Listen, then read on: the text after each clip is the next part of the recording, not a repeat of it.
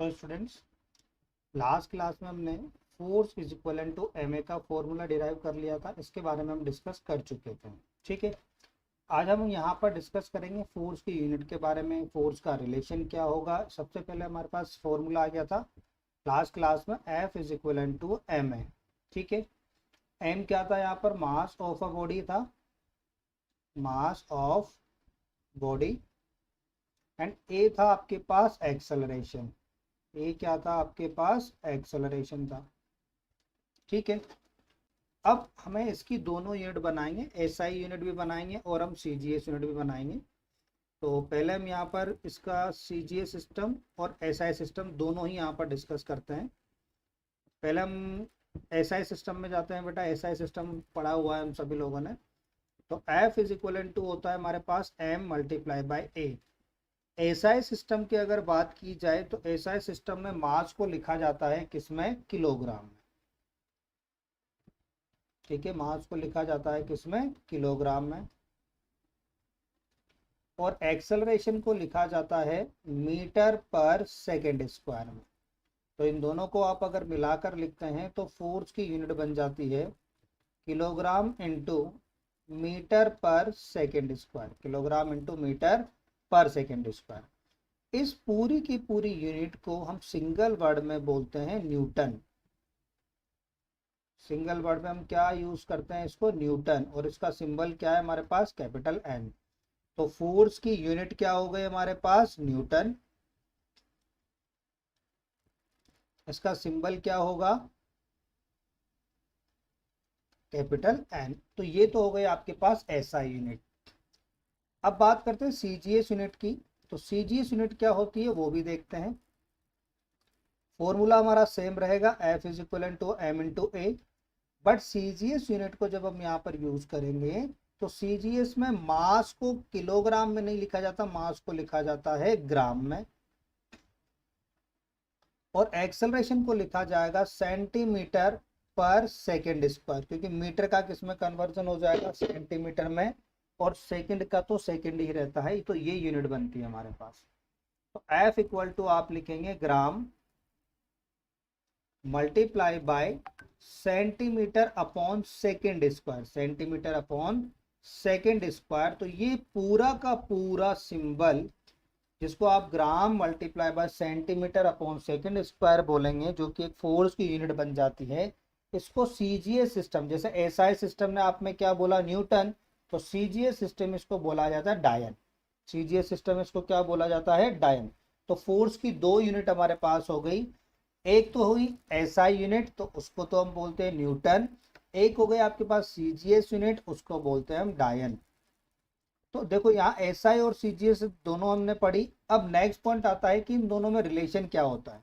भाई इन दोनों में रिलेशन, जैसे अगर मैं बात करूं आपसे,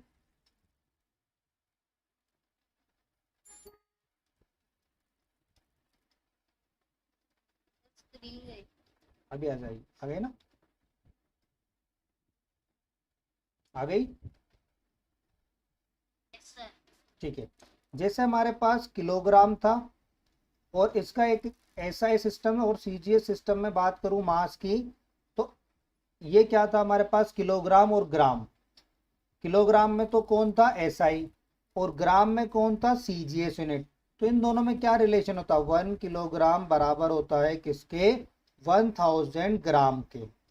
तो ये रिलेशन है कि 1 किलोग्राम इज इक्वल टू है 10⁻³ ग्राम। ठीक है, ऐसे ही हम बात करें मीटर की। अगर 1 मीटर को मैं रिलेशन में लिखूं सेंटीमीटर में, तो ये होता है 100 सेंटीमीटर। तो इन्हीं रिलेशन को यूज करके हम क्या निकालेंगे? न्यूटन का और डायन का रिलेशन। देखो 1 न्यूटन का क्या मतलब? तो हम लिखते हैं यहाँ पर 1 न्यूटन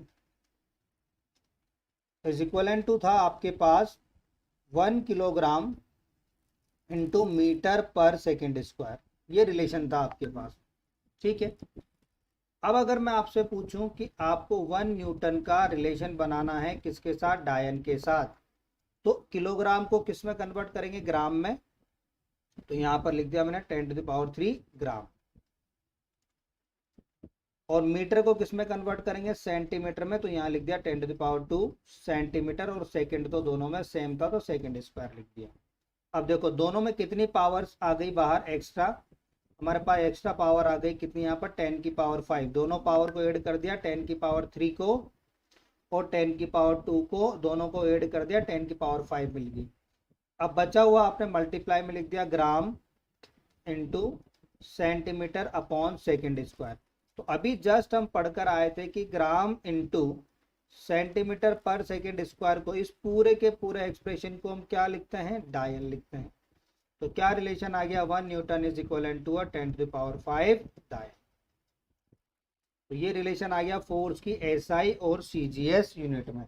एसआई यूनिट में फोर्स को लिखोगे तो न्यूटन लिखना है, और फोर्स को अगर सीजीएस यूनिट में लिखोगे तो डायल लिखोगे। तो कंसेप्ट समझ में आया, न्यूटन और डायन, एसआई यूनिट समझ में आए, सीजीएस यूनिट समझ में आई, ठीक है। और भी यूनिट्स अभी हमारे पास, नेक्स्ट यूनिट हम यहाँ पर पढ़ रहे हैं किलोग्राम फोर्स। ये भी हमारे फोर्स की यूनिट है, किलोग्राम फोर्स, जिसको हम स्मॉल में लिखते हैं केजीएफ। मूवी वाला केजीएफ नहीं है, ये दूसरा वाला केजीएफ है। तो किलोग्राम फोर्स, जिसको देखो केजीएफ का मतलब क्या है, किलोग्राम फोर्स, या फिर एक नाम और दिया हुआ है इसका kilogram weight, kilogram weight, kilogram weight. अब आपसे पूछूं कि अगर आपसे आपका वेट पूछा जाता है तो आपका जो वेट होता है ना स्टूडेंट्स, हमारा जो भी वेट हम मानते हैं वो वेट जो है वो फोर्स होता है।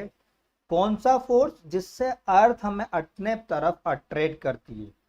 जैसे मेरे हाथ में कोई पेन है, अर्थ इसको अगर 5 न्यूटन के फोर्स से अट्रैक्ट कर रही है तो इसका वेट 5 न्यूटन है। तो वेट मतलब एक तरह का फोर्स होता है जो कौन लगाता है, ग्रेविटी लगाती है किसी भी बॉडी पर, ठीक है। तो यहां पर अपन जो फोर्स निकाल रहे हैं,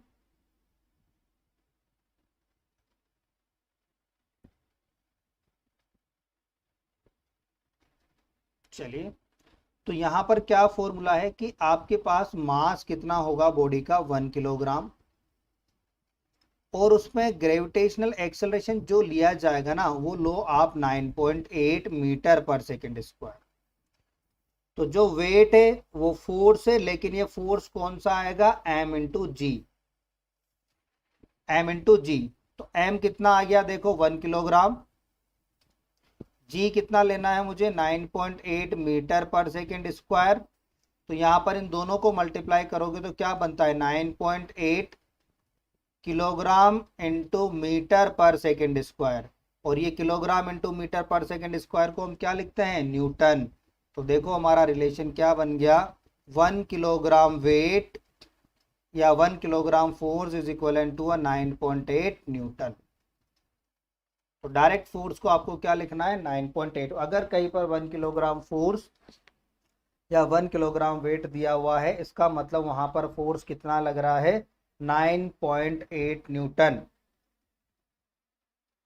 1 किलोग्राम वेट और 1 किलोग्राम फोर्स अगर किसी बॉडी पर लग रहा है तो इसका मतलब क्या है कि उस बॉडी पर कितना फोर्स लग रहा है, 9.8 न्यूटन। नहीं न्यू टर्म से, इसलिए बार बार रिपीट कर रहा हूं, कितना फोर्स लगेगा, 9.8 न्यूटन। इसी तरह से सीजीएस सिस्टम में भी इसकी यूनिट्स होती है, वो होती है ग्राम फोर्स। देखो ग्राम फोर्स का मतलब, अभी जस्ट पहले आपने क्या लिया था, इसके जस्ट पहले आपने मास लिया था 1 किलोग्राम। अब हम मास ले लेते हैं 1 ग्राम, और ग्रेविटेशनल एक्सेलरेशन जिसकी वैल्यू आपने 9.8 मीटर पर सेकेंड स्क्वायर ली थी, तो आपको मीटर को किस में कन्वर्ट करना पड़ेगा, सेकंड में। तो जब आप सेकंड में कन्वर्ट करेंगे तो इसको क्या लिखेंगे, 9.8 into 10⁻² centimetre upon second square. तो सेंटीमीटर का मतलब क्या हो गया, 10⁻² मल्टीप्लाई कर दिया आपने तो ये हो गया 980। वहां पर 981 है, पॉइंट के बाद 1 आता है, आप 9.8, अगर इसको 9.81 लोगे तो ये 981 बन जाएगा, 981 लिख लो। तो यहां पर क्या बन गया, ग्रेविटेशन, हाँ बेटा समझ में नहीं आया ये। मीटर को सेंटीमीटर में कन्वर्ट करने के लिए क्या किया जाता है ये बताओ, सर सर ओके सर मेरे को पी लगा 9.8। अच्छा ठीक है। अब हमने क्या किया है, एक बार फिर रिपीट कर देते हैं। यहाँ पर हमारी यूनिट थी 9.8 मीटर पर सेकेंड स्क्वायर। हमें मीटर को क्या करना है, सेंटीमीटर में कन्वर्ट करना है। तो मैंने लिखा 9.8 इंटू 100 सेंटीमीटर, क्योंकि हम जानते हैं कि 1 मीटर में कितने सेंटीमीटर होते हैं, 100 सेंटीमीटर होते हैं। अब 9.8 को 100 से मल्टीप्लाई करोगे तो 980 सेंटीमीटर पर सेकेंड स्क्वायर आ जाएगा। अगर पॉइंट के बाद आप 81 लोगे तो 81 आ जाएगा, पॉइंट के बाद अगर 80 लोगे तो 980 आ जाएगा। तो मास भी आ गया, जी भी आ गया। अब वापस चलते हैं पुराने फॉर्मूले पे। तो हमें वेट निकालना है, तो W इज इक्वल टू कितना आ जाएगा, M इंटू जी। कितना वेट, 1 ग्राम वेट या 1 ग्राम फोर्स। M कितना 1 ग्राम, G कितना 980, तो कितना बन जाएगा 980 डायन। ऊपर हमने जैसे क्या है, यहाँ पर 9.8 की जगह आपको क्या लिखना है, 9.81 लिखोगे तो 981 भी आ जाएगा। तो आपको याद दोनों रख लें, आप 980 भी यूज कर सकते हैं, 981 भी यूज कर सकते हैं। तो यहाँ पर हमारे पास 1 ग्राम फोर्स कितने फोर्स के बराबर आ गया, 981 डायन के बराबर। 981 लिख लो, sorry, 1 gram force is equal to कितना आ गया, 980 भी लिख सकते हो या फिर 981 भी लिख सकते हो, पॉइंट के बाद 0 और 1 का फर्क है, 981 डायन। ठीक है। तो 1 ग्राम फोर्स और 1 kilogram force, 1 gram force 1 kilogram force हमारे ग्रेविटेशनल यूनिट है, ग्रेविटी वाले चैप्टर में भी काम आती है। और कई बार इस तरह के न्यूटन्स लॉ ऑफ मोशन में भी हमें मास या कोई फोर्स, जैसे हमें फोर्स की तो रिक्वायरमेंट रहेगी यहाँ पर, तो फोर्स हमें ग्रेविटी की फॉर्म में भी दे दिया जाता है, तो उस जगह आप कंफ्यूज ना हो। लेकिन याद रखें, एसआई यूनिट मतलब सभी चीजें एसआई में जाएगी। सीजीएस सिस्टम मतलब सारी चीजें जितनी भी यूनिट उसमें काम आएगी सभी सीजीएस में रहेगी। ठीक है। तो ये 4 यूनिट्स हमने यहाँ पर पढ़ी, एसआई, सीजीएस, किलोग्राम फोर्स और ग्राम फोर्स। ये चारों यूनिट्स हो गई आपके पास किसकी, फोर्स की। किलोग्राम को, सॉरी, एसआई यूनिट में अगर अपन फोर्स को मेजर करते हैं तो न्यूटन होता है। अगर हम फोर्स को सीजीएस यूनिट में मेजर करते हैं तो डायन होता है। अगर हम किलोग्राम फोर्स में बात करते हैं तो 1 kilogram force is equal to 9.8 newton होता है। अगर हम kilogram weight, sorry, gram weight की बात करते हैं तो वो 981 डायन होता है हमारे पास। तो चारों यूनिट समझ में आई हमारे पास। चारों यूनिट किसकी है हमारे पास, ये फोर्स की यूनिट है। चारों यूनिट्स किसकी है, हमारे फोर्स की यूनिट से। ठीक है, आया कंसेप्ट समझ में। ओके, चलिए कुछ क्वेश्चन सब कराते हैं इसको आपके लिए।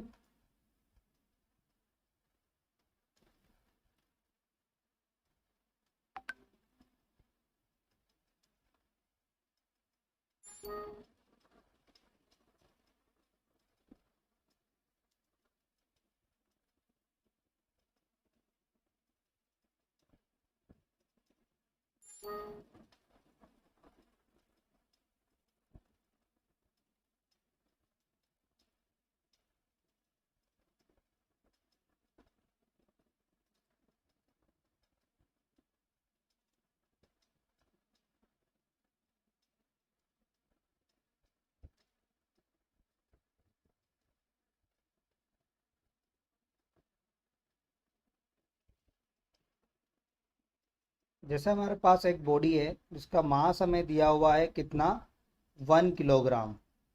और इस बॉडी पर फोर्स लग रहा है स्टूडेंट्स, इस बॉडी पर फोर्स लग रहा है हमारे पास 2 न्यूटन।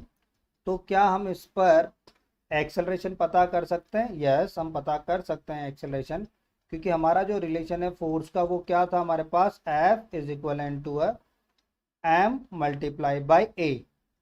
ठीक है। तो A इक्वल टू कितना हो जाएगा, F अपॉन M। F कितना दिया हुआ है, 2 न्यूटन, और M कितना दिया हुआ है, 1 किलोग्राम। तो कितना एक्सेलरेशन आ गया इस पर, 2 मीटर पर सेकेंड स्क्वायर का इस पर एक्सेलरेशन आ गया। ठीक है। एक क्वेश्चन ऐसे भी आ सकता है कि इनिशियली कोई बॉडी इनिशियली रेस्ट पर है, आफ्टर टी टाइम, मतलब टी मतलब 2 सेकेंड के बाद इसकी वेलोसिटी हो जाती है 20 मीटर पर सेकेंड। इसकी वेलोसिटी कितनी हो जाती है 20 मीटर पर सेकेंड, और इस बॉडी का मास है आपके पास 2 किलोग्राम। तो आप फोर्स कैलकुलेट करो कि इस पर कितना फोर्स लगाया गया है। तो देखो, अब इसमें पहला चैप्टर और ये वाला चैप्टर दोनों मिक्स होने लग गए। अब कैसे होंगे देखो, पहले उसकी वेलोसिटी कितनी थी u इक्वल टू 0, अब उसकी वेलोसिटी कितनी हो गई 20 मीटर पर सेकेंड। तो हम यहाँ लिख सकते हैं u इक्वल टू तो 0 मीटर पर सेकेंड, लेकिन कुछ देर के बाद उसकी वेलोसिटी हो गई, मतलब v हो गई 20 मीटर पर सेकेंड। कितने टाइम में हुआ ये सब कुछ, ये टाइम लगा इसमें 2 सेकेंड लगा। तो क्या इन तीनों टर्म्स को देखकर मुझे क्या निकालना है, यहाँ पर फोर्स निकालना है। तो फोर्स के लिए मुझे किस किस की रिक्वायरमेंट है, मास और एक्सेलरेशन की। मास तो मेरे पास दिया हुआ है 2 किलोग्राम, मुझे क्या निकालना होगा, एक्सेलरेशन निकालना होगा। तो u v और t को देखकर क्या मैं एक्सेलरेशन नहीं निकाल सकता, बिल्कुल निकाल सकते हैं। a equal to first equation, a is equal to v minus U upon T, जो कि फर्स्ट इक्वेशन से आता है v is equal to u plus A T से। तो a इक्वल टू आ जाएगा आपके पास 20 माइनस 0 डिवाइडेड बाय 2। तो a आ गया आपके पास 10 मीटर पर सेकेंड स्क्वायर। जब a आ गया तो फोर्स निकाल दो, F is equal to mass दे रखा है 2, a दे रखा है 10, तो कितने न्यूटन का फोर्स इस पर लग रहा होगा, 20 न्यूटन का फोर्स इस बॉडी पर लग रहा होगा। कॉपी करें जल्दी से।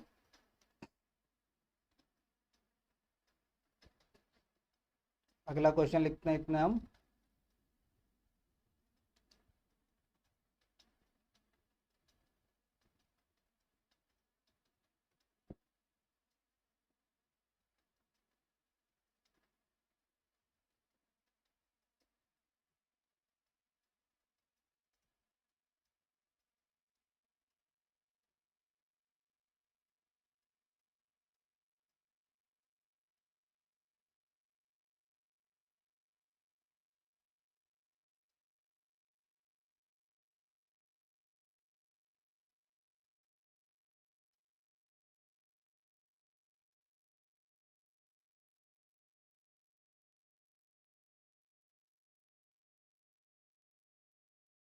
अगला क्वेश्चन क्या कह रहा है आपसे कि एक बॉडी है 5 किलोग्राम की, उस 5 किलोग्राम की बॉडी पर हम एक फोर्स लगा रहे हैं 20 न्यूटन का। इनिशियली ये बॉडी क्या थी, रेस्ट पर थी। जब हमने इस पर 520 न्यूटन का फोर्स लगाया तो कुछ टाइम के बाद ये इसकी वेलोसिटी हो गई 10 मीटर पर सेकेंड। तो कितने टाइम के बाद, आपको वो टाइम पता करना है कि कितने टाइम के बाद इसकी वेलोसिटी 10 मीटर पर सेकेंड हो जाएगी। सोचे कैसे कर सकते हैं हम इस क्वेश्चन को।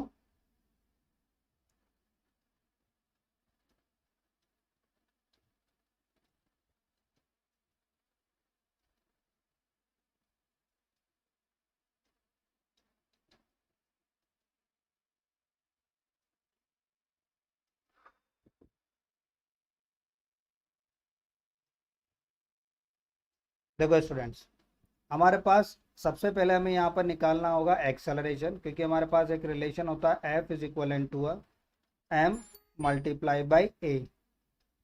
ठीक है, फोर्स मुझे दे रखा है, मास मुझे दे रखा है, तो a निकाल लेता हूँ मैं। a इक्वल टू होगा फोर्स अपॉन मास। फोर्स कितना आ गया 20 न्यूटन, मास कितना आ गया आपके पास 5 किलोग्राम। तो कितना एक्सेलरेशन आ गया मेरे पास, 4 मीटर पर सेकेंड स्क्वायर का मेरे पास एक्सेलरेशन आ गया। अब एक्सेलरेशन जब आ गया तो एक्सेलरेशन इज इक्वल टू होता है मेरे पास v minus U upon T. देखो a मेरे पास दे रखा है 4, v मुझे दिया हुआ है 10, इनिशियल वेलोसिटी मेरी है 0, तो t निकालना अब मेरे लिए आसान हो जाएगा। तो 4 equal to 10 divided by T, तो यहाँ पर इक्वेशन बन जाती है t equal to 10 divided by 4। इसका मतलब कितने सेकंड के बाद, 2.5 सेकंड के बाद ये वेलोसिटी गेन कर लेगा कितना, 10 मीटर पर सेकंड। आए कंसेप्ट समझ में।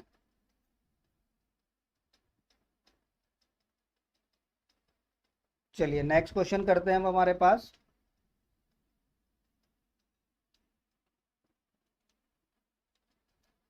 हमारे पास एक ब्लॉक दिया हुआ है, ठीक है, हमारे पास एक ब्लॉक है, ये इस ब्लॉक पर एक फोर्स इधर से लग रहा है 20 न्यूटन का, एक फोर्स इधर से लग रहा है 2 न्यूटन का। इस बॉडी का मास है 6 किलोग्राम। तो मुझे इस पर एक्सेलरेशन पता करना है, एक्सेलरेशन कितना लगेगा।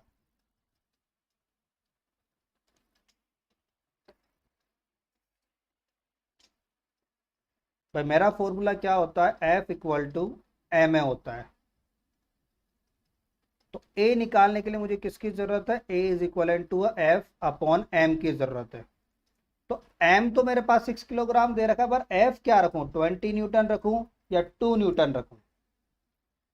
तो सबसे पहले मेरे पास यही दिक्कत है कि मुझे फोर्स क्या लगेगा यहाँ पर। तो बेटा ये जो क्वेश्चन आ गया, ये आ गया बैलेंस और अनबैलेंस फोर्स का। तो फोर्स दो लग रहे हैं, जब किसी बॉडी पर दो फोर्सेस लगते हैं तो इफेक्ट क्या रहेगा वो आपको निकालना होता है। देखो एक तरफ से आपके पास 20 न्यूटन का फोर्स लग रहा है और एक तरफ से आपके पास 2 न्यूटन का फोर्स लग रहा है। तो ये तो कंफर्म है कि डायरेक्शन तो यही रहेगी फोर्स की, क्योंकि इधर जाने वाला फोर्स बड़ा है। जब इधर जाने वाला फोर्स बड़ा है तो आपका फोर्स आएगा नेट फोर्स। अब नेट फोर्स जब आप निकालेंगे तो आपको क्या लिखना होगा, डायरेक्शन किसके लिए आपने 20 की, इसका मतलब 20 बड़ा है। तो 20 माइनस 2 इक्वल टू कितना आ जाएगा, 18 न्यूटन। तो आपके पास यहाँ पर जो फोर्स रहेगा रिजल्टेंट इस डायरेक्शन में वो कितना है, 18 न्यूटन। तो यहाँ पर आएगा अब 18 न्यूटन और डिवाइडेड बाय 6, तो कितना एक्सेलरेशन हो जाएगा, 3 मीटर पर सेकेंड स्क्वायर का एक्सेलरेशन आ जाएगा। अब आपसे ये भी पूछा जा सकता है कि t इक्वल टू 5 सेकेंड के बाद इस बॉडी की वेलोसिटी क्या होगी, कांस्टेंट ये फोर्स लग रहे हैं उस पर। तो अब मैं निकाल सकता हूं आराम से। कैसे निकाल सकते हैं, क्योंकि हमारे पास देखो एक टाइम है, मास है, एक्सेलरेशन आ गया, इनिशियल वेलोसिटी 0 थी वो हमें पता है, तो अपन इसकी फाइनल वेलोसिटी निकाल सकते हैं। तो v is equal to u plus A T से। u क्या है 0, a क्या आ गया हमारे पास 3, टाइम कितना 5 दे दिया। तो 5 सेकंड के बाद इसकी स्पीड कितनी हो जाएगी, 15 मीटर पर सेकंड।